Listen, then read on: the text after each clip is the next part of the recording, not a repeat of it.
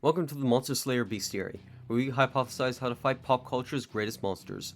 I'm your host Red King, and today we're going to be talking about the greatest statue makers in fantasy, Gorgons. No, I said Gorgons. No, not Morgan, Gorgon. They didn't even sound alike! Okay, Medusa. Jesus Christ, thank you. The Gorgons were beings that had snakes for hair, golden wings, skin covered in scales, and the ability to turn anyone who looked upon their faces to stone. There were actually only 3 Gorgons, and they were sisters: Cytheno, Euryale, and most famously, Medusa. Now, if you were one of my 3 subscribers, you would know I usually have to research for these videos and make a plan and generally spout a bunch of bullshit, but thankfully, we already have a story of how to beat a Gorgon courtesy of Perseus and Medusa. Now, in Greek myth, only Medusa was mortal, so she was the only one able to be killed. In the myth, Perseus was given items from the gods to assist in this mission to kill her. But thankfully, humanity be building shit to the point where we rival the gods. Oh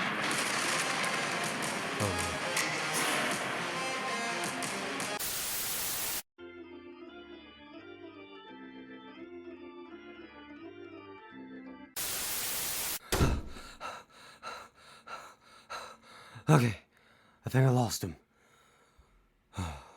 Okay, so, if we were given the same mission as Perseus, what modern day things will be used to help us kill Medusa?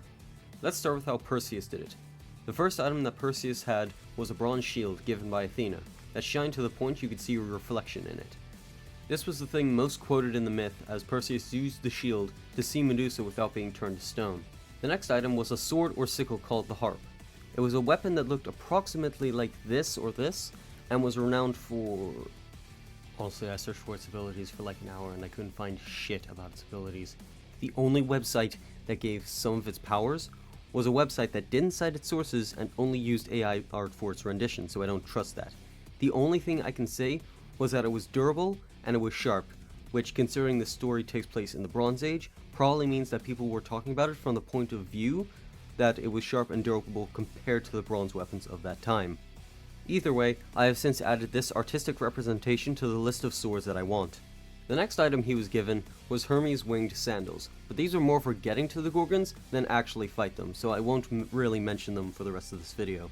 The next item was a cabissus, which was basically a bag to hold Medusa's head, so nothing really that special. The final item that Perseus got was the Helm of Hades, which let him turn invisible. After a short quest to see the Grey Sisters, or the Grii, and ransom them to find the Gorgons, Perseus found the cave that they were in and snuck in using the shield so as not to look at Medusa, displaced her head from her shoulders, then used the Helm of Hades to escape her sisters. Now that we know how Perseus defeated Medusa, how do we do that with modern tech that we have? First is the shield, and it should be the easiest to replicate. It is said that directly gazing upon Medusa turns you to stone, but indirectly gazing via mirror doesn't do anything. So you would probably think that we should use a mirror, but I have a different idea. What if we use something like a periscope? No, really. It's already an item that is used for looking at things, and it works by using mirrors inside the tube, so it works by the rules laid out in the myth. It can also be used to look around the corner at the entrance of the cave to make sure the Gorgons are still sleeping. This also slims down the gear, as anyone who has held a shield before will tell you they are quite cumbersome, not to mention that bronze can be denser than steel, and as such a bronze shield will be heavier than a steel shield. Next is a sword. The harp is an incredibly sharp and durable, but from what I found, bronze swords were actually very garbage compared to steel swords. They were very brittle and prone to bending and warping. Because of this, I would say a modern sword made of preferably 1090 high carbon steel, because it has the highest edge retention, would probably be enough. Next is the bag for Medusa's head.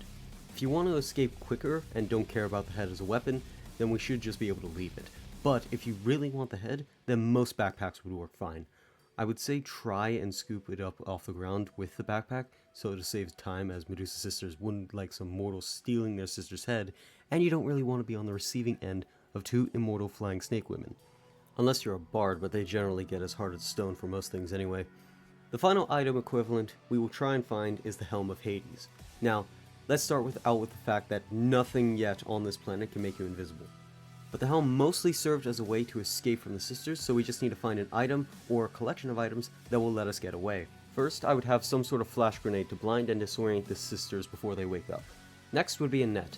This would be thrown as they are disarmed and would entangle in their wings. This won't stop them as they are depicted as having enhanced strength, but it would slow them down while you get away. The final thing we'll need is some sort of vehicle. You might think to get a helicopter or some sort of car, but both are kind of mute whenever the Gorgons have wings. There isn't much on where the Gorgons live, but some sources say on the island of Sarpedon, and others say somewhere in Libya, but one thing is consistent, which is that the cave is near water. With that bit of info, I would say get a submarine. I found nothing that says Gorgons can swim, and nothing about them being able to dive 100 meters. You can actually buy a submarine. It's far from cheap, but if you wish to avoid immortal flying snake women, then no price is too high. Most commercial submarines can only go about 2 to 3 knots, which is about 2 to 3 miles per hour, but most can generally dive down to 100 meters. This would mean that if you can get into the submarine while the sisters are blinded and entangled, you could drive and dive out of there and they wouldn't be able to track or follow you, leading to the perfect getaway.